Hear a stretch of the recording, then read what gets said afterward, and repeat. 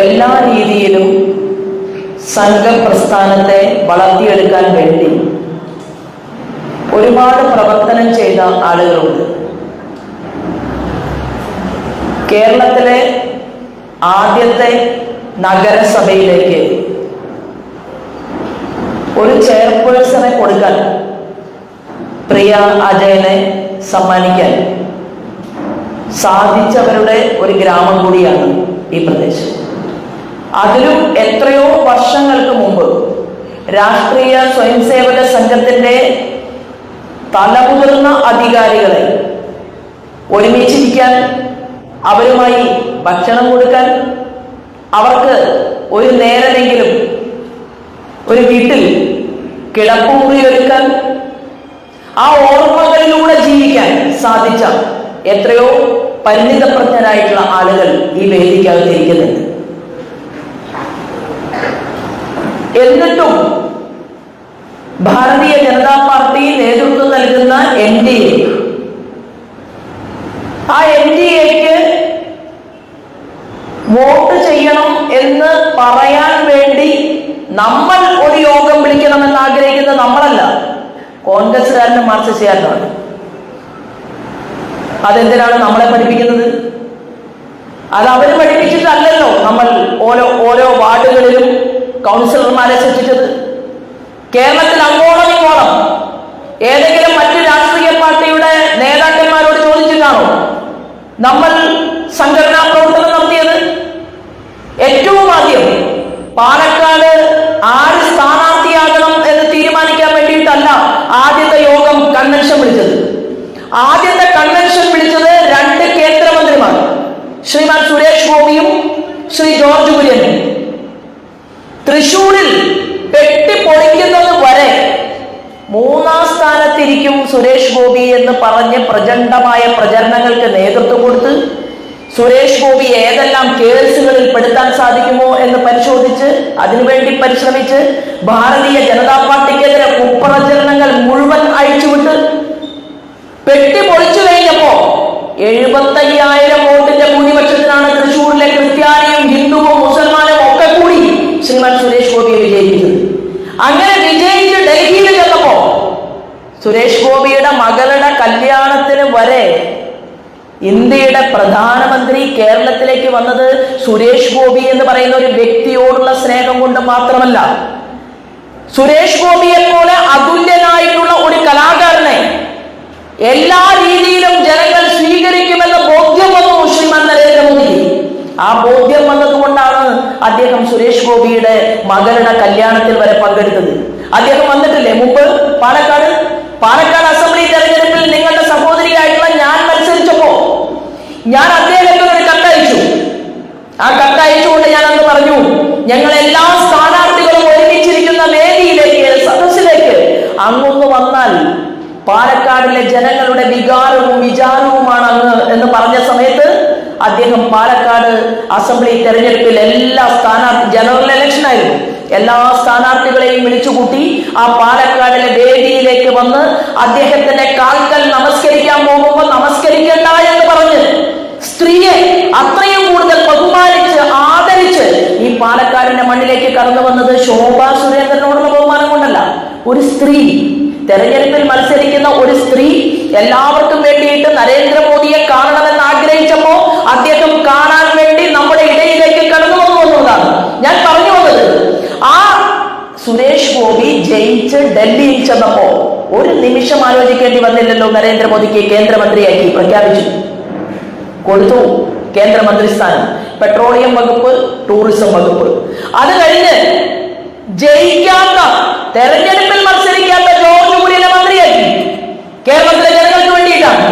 കാരണം തെക്കൻ കേരളത്തിൽ ഭാരതീയ ജനതാ പാർട്ടി എന്ന് പറയുന്ന പ്രസ്ഥാനത്തിലേക്ക് ക്രിസ്ത്യാനികൾ പ്രവർത്തിക്കാൻ വരുന്നതിന് മുൻപ്, എത്രയോ വർഷങ്ങൾക്ക് മുൻപ് ശ്രീമാൻ ജോർജ് കുര്യൻ ഭാരതീയ ജനതാ പാർട്ടിയുടെ ഭാഗമായപ്പോ അദ്ദേഹത്തിന്റെ വിശ്വസിക്കുന്ന, അദ്ദേഹത്തിന്റെ മതപരമായിട്ടുള്ള പല ആളുകളും അന്ന് ജോർജ് കുര്യനെ പല ആളുകളും പറഞ്ഞു, ഈ BJP-യിൽ പോണോ, BJP-യിൽ പ്രവർത്തിക്കണോ, BJP ശരിയാവുമോ? പക്ഷേ ശ്രീമാൻ ജോർജ് കുര്യൻ പറഞ്ഞു, ഞാൻ BJP-ക്കാരനാണ്, ഞാൻ പള്ളിയിൽ വരും, പ്രാർത്ഥിക്കും, പക്ഷെ ഞാൻ BJP കാരനാണ് എന്ന് പറഞ്ഞ ആ ജോർജ് കുര്യന്റെ പ്രവർത്തനങ്ങളുടെ മികവ് കണ്ട് ഒരു ക്രിസ്ത്യൻ സഹോദരന് ഒരു മന്ത്രിസ്ഥാനം കൊടുക്കണമെന്ന് ആഗ്രഹിച്ചുകൊണ്ട് അദ്ദേഹത്തെയും കേന്ദ്രമന്ത്രിയാക്കി. 4 വകുപ്പുകൾ, ഈ 4 വകുപ്പുകൾ 2 കേന്ദ്രമന്ത്രിമാർക്ക് കിട്ടിയിട്ട് ഈ കേരളത്തിന്റെ മുഖ്യമന്ത്രി പിണറായി വിജയന്റെ മരുമകനായിട്ടുള്ള റിയാസ് ടൂറിസത്തിന്റെ മന്ത്രിയാണ്. സുരേഷ് ഗോപി കേന്ദ്രത്തിൽ ടൂറിസത്തിന്റെ മന്ത്രിയാണ്. ഒറ്റത്തവണ സുരേഷ് ഗോപിയെ കാണാൻ പോയിട്ടില്ല. അപ്പൊ കേരളം നന്നാക്കലാണോ ഇവരുടെ പരിപാടി? കേരളത്തിലേക്ക് വികസനം കൊണ്ടുവരലാണോ ഇവരുടെ പരിപാടി? പദ്ധതിയല്ല. അവർ ആഗ്രഹിക്കുന്നത് കേരളത്തിൽ 10 പേർക്ക് ജോലി കിട്ടണമെന്നല്ല. അവർ ആഗ്രഹിക്കുന്നത് ഭാരതീയ ജനതാ പാർട്ടിക്കാരനായിട്ടുള്ള സുരേഷ് ഗോപിയുടെ മുന്നിൽ ഞാൻ അങ്ങനെ ചെന്ന് നിന്ന് കാസർഗോഡ് മുതൽ നമ്മുടെ മലമ്പുഴയ്ക്കും ധോണിക്കും അതുപോലെ തന്നെ ട്രാവലർ ഗൈഡിൽ ലോകത്ത് ടൂറിസത്തിന്റെ 50 കേന്ദ്രങ്ങൾ കേരളത്തിന് സ്വന്തമായി ഉണ്ടായിട്ട് ഒരു ടൂറിസത്തിന്റെ പ്രൊജക്ട് കൊടുക്കാൻ തീരുമാനമെടുക്കാത്ത മരുമകൻ റിയാസ് അദ്ദേഹം ഇപ്പൊ ന്യായവാദങ്ങൾ നടത്തുകയാണ്. എല്ലാ ഇന്ത്യയിലെ മുഴുവൻ ടൂറിസം വകുപ്പ് മന്ത്രിമാരും സുരേഷ് ഗോപിയെ കണ്ടു കഴിഞ്ഞു, ഓൺലൈനായി സംസാരിച്ചു കഴിഞ്ഞു. 3.5 മാസമായിട്ട് ഒരു പ്രൊജക്ട് കൊടുക്കാത്ത മുഖ്യമന്ത്രിയും മരുമകനും ഈ നാട്ടിലുണ്ട്. എന്തായി? 100 പേർക്ക് ജോലി കൊടുത്തുകൂടെ? 1000 പേർക്ക് ജോലി കൊടുത്തുകൂടെ? വികസനം നടത്തിക്കൂടെ? വേണ്ട എന്നാണ് അവരുടെ തീരുമാനം. ജോർജ് കുര്യന്റെ വകുപ്പോ പശു വളർത്തൽ, മൃഗസംരക്ഷണ വകുപ്പ്, ഫിഷറീസ്, മത്സ്യബന്ധനം. നമ്മുടെ നാട്ടിൽ 312 കിലോമീറ്റർ കടലോരം സ്വന്തമായിട്ടുള്ള കേരളത്തിൽ മത്സ്യപ്രവർത്തകർ നിത്യ ദുരിതം അനുഭവിച്ചുകൊണ്ട് ഉപജീവന മാർഗത്തിന് ഗതിയില്ലാതെ ജീവിക്കുന്ന ഈ കേരളത്തിന്റെ മണ്ണിൽ, എത്രയോ നീണ്ട കടൽ തീരമുള്ള കേരളത്തിന്റെ മണ്ണിൽ എന്റെ സഹോദരന്മാരോടും സഹോദരിമാരോടും ഞാൻ പറയുകയാണ്, 10 മത്സ്യത്തൊഴിലാളികളുടെ വികസന പ്രവർത്തനത്തെ കുറിച്ച് ചർച്ച ചെയ്യാൻ ജോർജ് കുര്യനുമായിട്ട് സമ്മതിക്കാൻ തയ്യാറായില്ല. എന്നിട്ടും തിരുവനന്തപുരത്ത് മുതലപ്പൊഴിയില് മനുഷ്യരുടെ ജീവൻ നഷ്ടപ്പെട്ടുകൊണ്ടിരിക്കുന്ന മുതലപ്പൊഴിയില് അതിനാവശ്യമായിട്ടുള്ള സംവിധാനങ്ങൾ ഒരാൾ പോലും മരിക്കാതിരിക്കാൻ ആവശ്യമായിട്ടുള്ള സംവിധാനങ്ങൾ ഒരുക്കി കൊടുക്കുമെന്ന് ശ്രീമാൻ ജോർജ് കുര്യൻ പറഞ്ഞു. വയനാട് ദുരന്തമുണ്ടായപ്പോ അവിടെ ഒരു സാധാരണ തൊഴിലാളിയെ പോലെയാണ്, ഒരു സാധാരണ വ്യക്തിയെ പോലെയാണ് ശ്രീമാൻ ജോർജ് കുര്യൻ പോയി നിന്നത്. ഒരു മന്ത്രിയുടെ ഒരു പരിവാരങ്ങളുടെയും അകമ്പടിയോട് കൂടിയിട്ടല്ല. ആ മനുഷ്യൻ അവിടെ ചെന്ന് നിന്ന് കാലിൽ ബൂട്ടണിഞ്ഞ് ആ മരണമടഞ്ഞ ആളുകളുടെ കുടുംബത്തോട് ഹൃദയം ചേർത്ത് വെച്ചുകൊണ്ട് പ്രവർത്തിക്കുന്നത് നിങ്ങൾ കണ്ടു. ഞാൻ പറഞ്ഞു വന്നത്, അങ്ങനെ 2 കേന്ദ്രമന്ത്രിമാരെ കൊടുത്തു. 2 കേന്ദ്രമന്ത്രിമാരെ കൊടുത്തതിന് ശേഷം നടക്കുന്ന ഒരു ഉപതെരഞ്ഞെടുപ്പാണ് പാലക്കാടിൽ നടന്നത്. ആ ഉപതെരഞ്ഞെടുപ്പിൽ ആര് സ്ഥാനാർത്ഥിയാകണമെന്ന് ആരാ തീരുമാനിക്കുന്നത്? പാർട്ടി തീരുമാനിക്കും. പാർട്ടി തീരുമാനിച്ചു. നിങ്ങളുടെ സഹോദരിയായിട്ടുള്ള ഞാനായിരുന്നു അത്രേ പാലക്കാടിലെ ഏറ്റവും കൂടുതൽ ഇഷ്ടപ്പെട്ട ഒരാൾ. അങ്ങനെ ഇഷ്ടപ്പെട്ടാൽ മതിയോ? കാരണം ഞാൻ ആലപ്പുഴയിൽ പാർലമെന്റിലേക്ക് മത്സരിച്ച ഒരാളാണ്. ആലപ്പുഴയിൽ ഞാൻ പാർലമെന്റിലേക്ക് മത്സരിക്കുന്നതിന് മുൻപ് ഒരു ഹെർണിയ സർജറി കഴിഞ്ഞ് ആശുപത്രിയിൽ അഡ്മിറ്റ് ആയ ഒരാളാണ്. 28 ദിവസത്തിനുള്ളിൽ തെരഞ്ഞെടുപ്പിൽ മത്സരിക്കാൻ പോകണമെന്ന് മുതിർന്ന അധികാരി പറഞ്ഞപ്പോ നരേന്ദ്രമോദിജിക്ക് ഞാനൊരു കത്തെഴുതി, അമിത്ഷാജിക്ക് ഒരു കത്ത് കൊടുത്തു, നദ്ദാജിക്ക് ഒരു കത്ത് കൊടുത്തു. എന്റെ സഹപ്രവർത്തകൻ, എന്റെ നേതാവ്, കേരളത്തിലെ മുതിർന്ന മുൻ സംസ്ഥാന പ്രസിഡന്റുമാരോടെല്ലാം ഞാൻ പറഞ്ഞു, ഞാൻ മത്സരിക്കുന്നില്ല, കാരണം എനിക്ക് റെസ്റ്റ് വേണം, 6 മാസം മിനിമം റെസ്റ്റ് വേണം. എന്നാൽ മാധ്യമ പ്രവർത്തകന്മാര് കഥകൾ കെട്ടാൻ തുടങ്ങി. ശോഭാ സുരേന്ദ്രന് നല്ല സീറ്റില്ല, ശോഭാ സുരേന്ദ്രൻ അങ്ങനെയാണ് ഇങ്ങനെയാണ്, ഇങ്ങനെ ഒരുപാട് വാർത്തകളും. അത് കഴിഞ്ഞ് ഡൽഹിയിൽ നിന്ന് സംസ്ഥാന അധ്യക്ഷനെ വിളിക്കേണ്ടവര് വിളിച്ചിട്ട് പറഞ്ഞു ശോഭയോട് സംസാരിക്കണം. അപ്പൊ എന്നോട് പറഞ്ഞു എന്തായാലും മത്സരിക്കേണ്ടി വരും. അങ്ങനെ പെട്ടെന്ന് ആലപ്പുഴയിലേക്ക് പെട്ടിയും കിടക്കയും എല്ലാം പാക്ക് ചെയ്തുകൊണ്ട് ഞാൻ ആലപ്പുഴയിലേക്ക് മത്സരിക്കാൻ പോയി. ആലപ്പുഴയിൽ ചെല്ലുന്നതിന് മുൻപ് തന്നെ ചില പ്രത്യേകമായിട്ടുള്ള മാധ്യമങ്ങൾ പറഞ്ഞു ശോഭാ സുരേന്ദ്രൻ പച്ച തൊടാൻ പോകുന്നില്ല. 2 മുസ്ലിം സ്ഥാനാർത്ഥികളുടെ ഇടയിലാണ് അന്ന് ഒരു ഹിന്ദു സ്ഥാനാർത്ഥി, അതും അറയ സമൂഹത്തിൽ നിന്നുള്ള ഒരാൾ മത്സരിച്ചത് കൊണ്ടാണ് 1,80,000 വോട്ട് കിട്ടിയത്. 1.5 ലക്ഷം തയ്ക്കില്ല എന്നാണ് പറഞ്ഞത്. കഥകൾ മുഴുവൻ നിരത്താൻ തുടങ്ങി. അവസാനം എന്ത് സംഭവിച്ചു? അച്യുതാനന്ദന്റെ വാർഡിൽ 1ാം സ്ഥാനം, KC വേണുഗോപാലിന്റെ വാർഡിൽ 1ാം സ്ഥാനം, മുൻ മന്ത്രി സുധാകരന്റെ വാർഡിൽ 1ാം സ്ഥാനം, പുന്നപ്രയിലും വയലാറിലും മാർക്സിസ്റ്റ് പാർട്ടിയുടെ കൊത്തളങ്ങളിൽ മുഴുവൻ നമുക്ക് 1ാം സ്ഥാനം. 1,80,000 വോട്ട് 3 ലക്ഷം വോട്ട് പിടിച്ചു. 15,000 വോട്ട് കള്ളന്മാരെണ്ണിയില്ല. എന്താ കാര്യം? എന്നോട് ചോദിക്കാതെ തന്നെ ഒപ്പിട്ട് കൊടുത്തു. 15,000 വോട്ട് പെട്ടിക്കകത്ത് കിടക്കുക. അത് എണ്ണിക്കഴിഞ്ഞാൽ 4,000 കൂടി കിട്ടും. 3,04,000 വോട്ട് നമുക്ക് ആലപ്പുഴ പാർലമെന്റ് മണ്ഡലത്തിൽ ഉണ്ടായിട്ട് കലക്ടർ എന്നോടൊരു വാക്കുപോലും ചോദിക്കാൻ എണ്ണാതെ 3 ലക്ഷത്തിന്റെ മുകളിലേക്ക് ശോഭാ സുരേന്ദ്രന്റെ വോട്ട് കണക്കാതിരിക്കാൻ വേണ്ടി പിണറായി വിജയന്റെ പോലീസും കലക്ടറും ഉൾപ്പെടെയുള്ളവർ എല്ലാവരും ഒരുമിച്ച് ചേർന്നുകൊണ്ട് അവിടെ പ്രതിഷേധം ഉണ്ടാക്കാതെ എങ്ങനെ വോട്ട് എണ്ണാതിരിക്കണം എന്ന് റിസർച്ച് ചെയ്തു. ഞാൻ നിങ്ങളോട് പറഞ്ഞു വരുന്നത്, അങ്ങനെ സന്തോഷത്തോടുകൂടി നിൽക്കുന്ന എന്നെ നിങ്ങൾ എല്ലാവരും സ്നേഹിച്ചില്ലേ? നിങ്ങൾ എല്ലാവരും ആലപ്പുഴയ്ക്ക് വേണ്ടി പ്രാർത്ഥിച്ചില്ലേ? നിങ്ങൾ എല്ലാവരും ആഗ്രഹിച്ചില്ലേ ശോഭാ സുരേന്ദ്രൻ എന്ന് പറയുന്ന പാലക്കാട്ടുകാർക്ക് ഏറെ പരിചയമുള്ള നിങ്ങളുടെ മകളെ പോലെയുള്ള എനിക്ക് ജയിക്കാൻ പറ്റണേ എന്ന് പാലക്കാടിരുന്നുകൊണ്ട് നിങ്ങൾ പ്രാർത്ഥിച്ചില്ലേ? പ്രാർത്ഥിച്ചു, എനിക്ക് ഉറപ്പുണ്ട്. അത്രയും ഉയർന്നു നിൽക്കുമ്പോ പിന്നെന്താണ് വാർത്ത? പാലക്കാടിലേക്ക് തെരഞ്ഞെടുപ്പിൽ ശോഭാ സുരേന്ദ്രന്റെ ഫ്ലെക്സ് ബോർഡ് വെക്കുന്നു, ഫ്ലെക്സ് ബോർഡ് കത്തിക്കുന്നു. അപ്പോഴും ഞാൻ പറഞ്ഞു, ശോഭാ സുരേന്ദ്രന്റെ പോരാട്ടം അവസാനിപ്പിക്കണമെങ്കിൽ നിങ്ങൾ തോക്ക് വാങ്ങണം, എന്റെ എതിരാളികൾ വെടിവെച്ചു കൊള്ളണം, അല്ലാതെ നിങ്ങൾ എന്റെ പോരാട്ടത്തെ തകർക്കാൻ സാധിക്കില്ല എന്ന് ഞാൻ പറഞ്ഞു. എങ്ങനെ പറയാൻ സാധിച്ചു? പറയാൻ സാധിച്ചത്, ഞാൻ കടന്നു വന്നത്, ഇവിടെ ഇരിക്കുന്ന പല ആളുകളും കടന്നു വന്നത് എവിടെ നിന്നാണെന്നറിയോ? സംഘശാഖ കണ്ടിട്ടാണ്. സംഘശാഖ കണ്ടിട്ടാണ്. ഞാൻ ജനിച്ചു വരുമ്പോ ഭക്ഷണം കഴിക്കാൻ അരിയില്ല, കട്ടൻ ചായയും കൊള്ളി എന്നാണ് അവിടെ പറയുന്നത്. കട്ടൻ ചായയും കൊള്ളിയും, എല്ലാ ദിവസവും കട്ടൻ ചായയും കൊള്ളിയും. സ്കൂളിലേക്ക് പോകുന്ന സമയത്ത് മുഴുത്ത വേവാത്ത പരിപ്പും വലിയ നീളത്തിലുള്ള പൊന്തങ്കായയുടെ കറിയും, അതിന് കുറച്ച് മുളക് പൊടി, മഞ്ഞപ്പൊടി, ഉപ്പ്, ഇത് മാത്രം. എല്ലാ ദിവസവും അതാണ് കറി. എന്റെ വീടിന്റെ അടുത്തുള്ള ഒരു കുട്ടി ഉണ്ടായിരുന്നു, ഷീജ. ആ ഷീജ എന്ന് പറയുന്ന കുട്ടി എന്നും ബീട്രൂട്ട് നല്ല തേങ്ങയൊക്കെ ചിരകി ബീട്രൂട്ട് ഉപ്പേരി കൊണ്ടുവരുമ്പോ ആ കുട്ടി എല്ലാ ദിവസവും ഒരു നുള്ളു ബീട്രൂട്ട് ഉപ്പേരി എനിക്ക് തരും.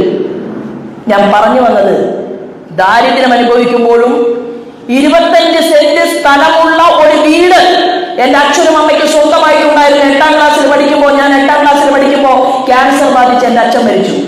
എന്നാൽ ഞാൻ 7ാം ക്ലാസ്സിൽ പഠിക്കുമ്പോ എന്റെ വീടിന്റെ മുന്നിൽ ആദ്യമായി തെക്കിങ്കര പഞ്ചായത്തിൽ ശാഖ നടത്താൻ സ്ഥലം കൊടുത്ത ഒരച്ഛനായിരുന്നു കൃഷ്ണൻ എന്ന പേരുള്ള എന്റെ അച്ഛൻ. എന്നിട്ട് ഓൺലൈൻ കൂലി എഴുത്തുകാരിൽ ഒരാൾ എഴുതി, പഴയ സഖാവായിരുന്നു എന്റെ അച്ഛൻ. എന്റെ അച്ഛൻ സ്കൂൾ കണ്ടിട്ടില്ല, വിദ്യാഭ്യാസം ഇല്ലാത്ത ഒരച്ഛന്റെയും അമ്മയുടെയും മകളായിരുന്നു ഞാൻ. എന്റെ അച്ഛൻ കൂലിപ്പണിക്കാരനായിരുന്നു.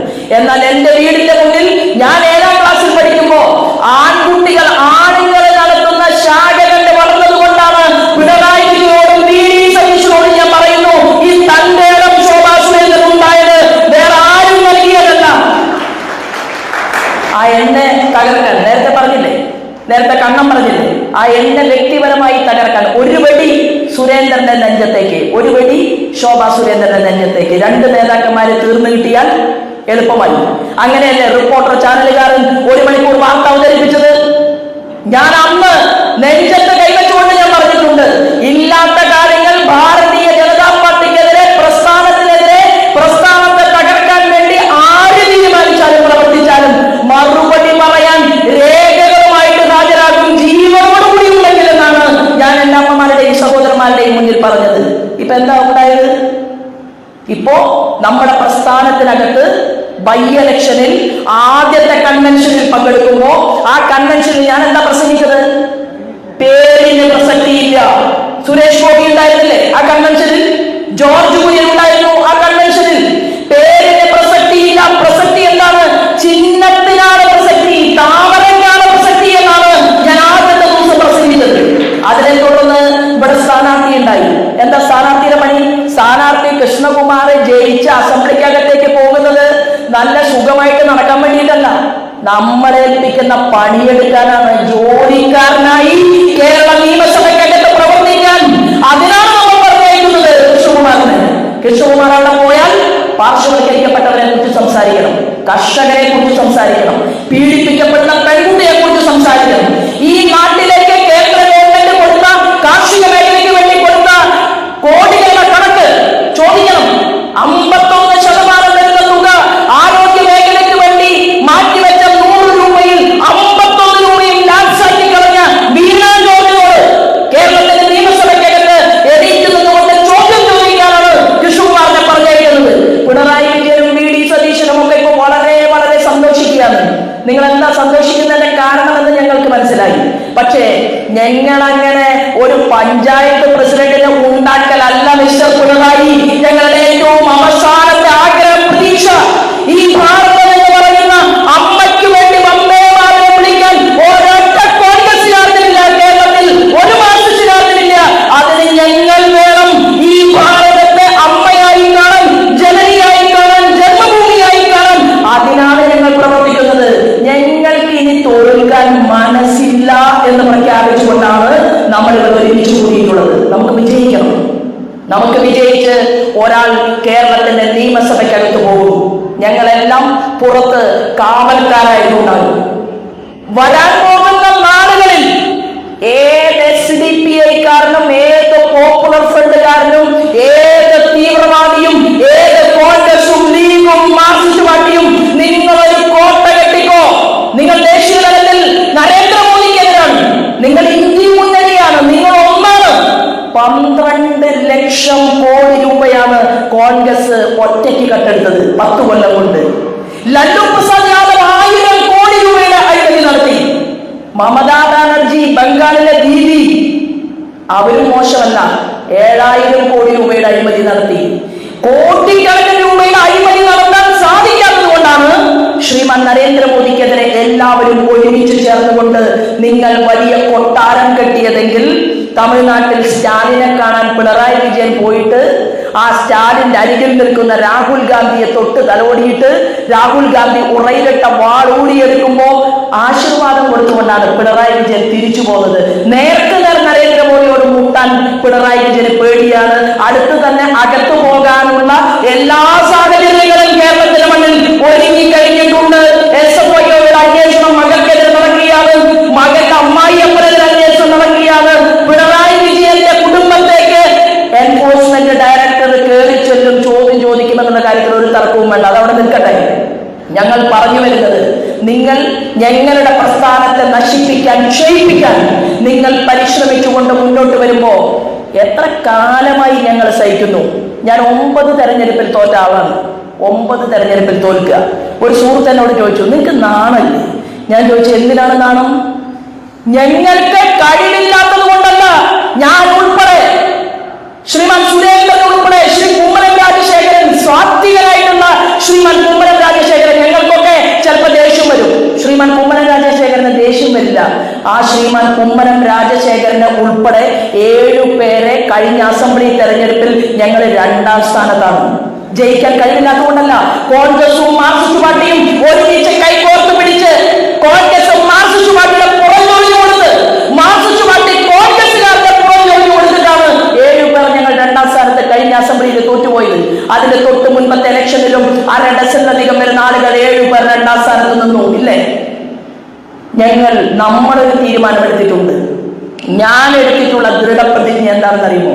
തോറ്റിട്ടും കണ്ണിലെ കൃഷ്ണമണി പോലെ ഈ പ്രസ്ഥാനത്തിന്റെ കുങ്കുമഹരിത പതാകയെയും താമര ചിഹ്നത്തെയും ഞാൻ നിരീക്ഷിച്ചുകൊണ്ട്, സ്നേഹിച്ചുകൊണ്ട് എന്റെ ചങ്കിൽ താമര വെച്ചിട്ടുള്ളത് കേരളത്തിന്റെ മുഖ്യമന്ത്രിയെ സൃഷ്ടിക്കാൻ ഭാരതീയ ജനതാ പാർട്ടി നേതൃത്വം നൽകുന്ന NDAക്ക് നമുക്ക് ഒരു മുഖ്യമന്ത്രിയെ സൃഷ്ടിക്കുക എന്നുള്ള ദൃഢപ്രതിജ്ഞയുമായിട്ടാണ് നമ്മൾ ഒരുമിച്ച് കേരളത്തിന്റെ മണ്ണിൽ മുന്നോട്ട് പോകുന്നത്.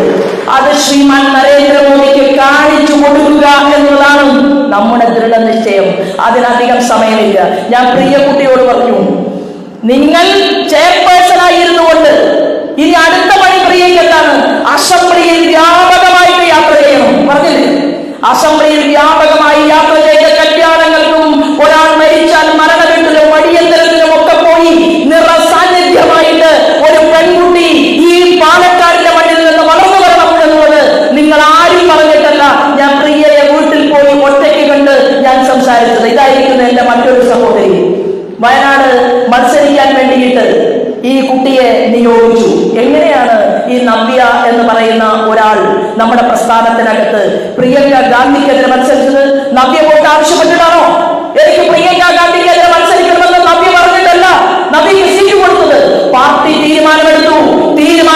പെട്ടിയും കിടക്കയുമായി നവ്യ വയനാട്ടിലേക്ക് വണ്ടി കയറി. ഒരാൾ അപ്പോ ഒരു മാധ്യമം, ഒരു പ്രത്യേക മാധ്യമം ചോദിക്കുകയാണ്, ശോഭാ സുരേന്ദ്രൻ എന്താണ് പ്രിയങ്കയ്ക്കെതിരെ മത്സരിപ്പിക്കാത്തത്? ഞങ്ങൾക്ക് സൗകര്യമില്ലാത്തതുകൊണ്ട്. ഒരു ശോഭാ സുരേന്ദ്രൻ അല്ല, 33% റിസർവേഷനാണ് ശ്രീമാൻ നരേന്ദ്രമോദി പ്രാവർത്തികമാക്കിയിട്ടുള്ളത്. 33% സ്ത്രീകൾ കേരളത്തിലെ നിയമസഭയ്ക്കകത്തേക്ക് കടന്നു ചെല്ലാനാണ് ആ നിയമം പാർലമെന്റിലും അതുപോലെ തന്നെ രാജ്യസഭയിലും പാസാക്കിയിട്ടുണ്ടെങ്കിൽ നവ്യ ഉൾപ്പെടെ പ്രിയ ഉൾപ്പെടെ 33% സ്ത്രീകളെ ജയിപ്പിക്കാനാണ് ശോഭാ സുരേന്ദ്രന്റെ പ്രഖ്യാപിത ലക്ഷ്യം. അത് നെഞ്ചിൽ കൈവച്ചുകൊണ്ട് തീരുമാനമെടുക്കാനാണ് നമ്മുടെ പൂർവികർ പഠിപ്പിച്ചിട്ടുള്ളത്. ഞാൻ സൂചിപ്പിച്ചത് എന്താണെന്ന് അറിയുമോ? നമ്മളങ്ങനെ തോറ്റുപോയി എന്നൊന്നും ഒരാളും വിചാരിക്കുന്നില്ല. കണ്ണേട്ടൻ ഇരിക്കുന്നുണ്ട്. എത്ര ചോറ് കണ്ണേട്ടൻ കൊടുത്തു വീട്ടിൽ വരുന്ന ആളുകൾക്ക്, എത്ര ചായ കൊടുത്തു? ഇതിനൊക്കെയുള്ള പാരിതോഷികം ഞങ്ങൾ തിരിച്ചു തരും എന്നുള്ള കാര്യത്തിൽ ഇവിടെ ഇരിക്കുന്ന മുതിർന്ന ആളുകളോട് പറയുകയാണ്. ഈ ഒരു പെട്ടെന്നുണ്ടായിട്ടുള്ള ഒരു വലിയ മഴയിലൊന്നും വാടിപ്പോകുന്നവരല്ലല്ലോ നമ്മൾ. അപ്പൊ നമ്മളെ സംബന്ധിച്ച് നമ്മൾ ഈ സമൂഹത്തിന്റെ വഴിവിളക്കുകളായി എന്റെ സഹപ്രവർത്തകന്മാരായിട്ടുള്ള എന്റെ പ്രായവും അതിന് താഴെ പ്രായമുള്ള ആളുകൾ നമ്മൾ വലിയ വലിയ സമര പോരാട്ടങ്ങൾക്ക് നേതൃത്വം കൊടുക്കും. ഈ പ്രസ്ഥാനത്തെ മുന്നോട്ട് കൊണ്ടുപോകും. ഈ പ്രസ്ഥാനത്തെ വളർത്താൻ വേണ്ടിയിട്ട് ചോര ചിന്തിയിട്ടുള്ള ബലിദാനികളുണ്ടല്ലോ, 300-ലധികം വരുന്ന ബലിദാനികൾ. കണ്ണൂരിൽ എത്രയോ വീടുകളിൽ എനിക്ക് പോകാൻ അവസരമുണ്ടായി. കരഞ്ഞുകൊണ്ട് ജീവിക്കുന്ന അമ്മ, ജയകൃഷ്ണൻ മാസ്റ്ററുടെ അമ്മ കൗസല്യാമ്മ, ഒരിക്കലും ഒരു പെറ്റി കേസിൽ പോലും പ്രതിയല്ലാത്ത ജയകൃഷ്ണൻ മാസ്റ്ററെ കുട്ടികളുടെ ക്ലാസ് മുറിക്കകത്തിട്ടുകൊണ്ട് ചോറ്റുപാത്രത്തിലും പുസ്തകത്തിലും ചോരത്തുള്ളികൾ തെറിപ്പിച്ച് മുഴുവി അരിഞ്ഞ് കീറി കൊലപ്പെടുത്തിയിട്ടുണ്ടെങ്കിൽ ആ കൗസല്യാമ്മയുടെ കണ്ണുനീരിന് റിസൾട്ട് ഉണ്ടാകാതിരിക്കും. ആ കൗസല്യാമ്മ മാത്രമല്ല, പന്നനൂർ ചന്ദ്രൻ, അശ്വിനി കുമാർ, എത്രയോ ആളുകളെ കൊലപ്പെടുത്തി. ഈ പാലക്കാടും എത്ര ബലിദാനികൾ നമുക്കുണ്ടായിട്ടുണ്ട്. നമ്മുടെ സഞ്ജിത്തും നമ്മുടെ ശ്രീനേട്ടനും ഉൾപ്പെടെയുള്ള ആളുകൾ.